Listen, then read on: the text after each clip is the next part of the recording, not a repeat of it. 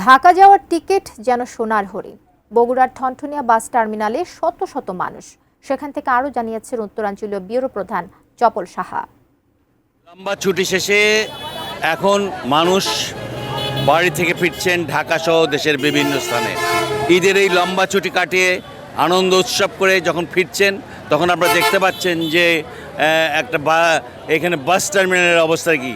ঢাকা বাস টার্মিনালে অসংখ্য যাত্রী, টিকিট নেই অথচ যাত্রীরা এসে ভিড় করছেন আর টিকিট পাচ্ছেন না। টিকিটের দাম যে খুব বেশি নেওয়া হচ্ছে তা না, টিকিটের যা দাম সেই দামই নেওয়া হচ্ছে। আর এদিকে যাত্রীদের ভিড়ে আপনার বাস টার্মিনাল থই থই করছে, এত যাত্রী।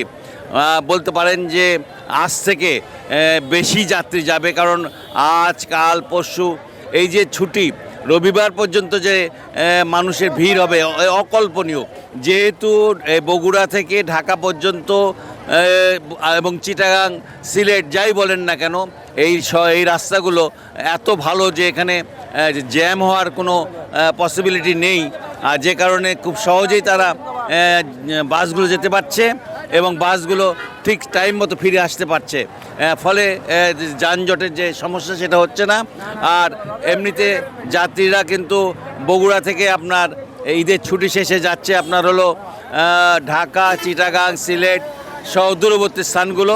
তবে একটা বিষয় যে এই যে তারা যাচ্ছেন, এই যাওয়াটা সময় যেন নির্বিঘ্ন হয় এমনটা তো প্রত্যাশা সবাই করছে, আমরাও প্রত্যাশা করছি যেন নির্বিঘ্ন হয়, কারণ 4 লেনের রাস্তা দিয়ে তারা যেভাবে যাচ্ছেন তাতে খুব একটা সমস্যা হবে বলে মনে হচ্ছে না।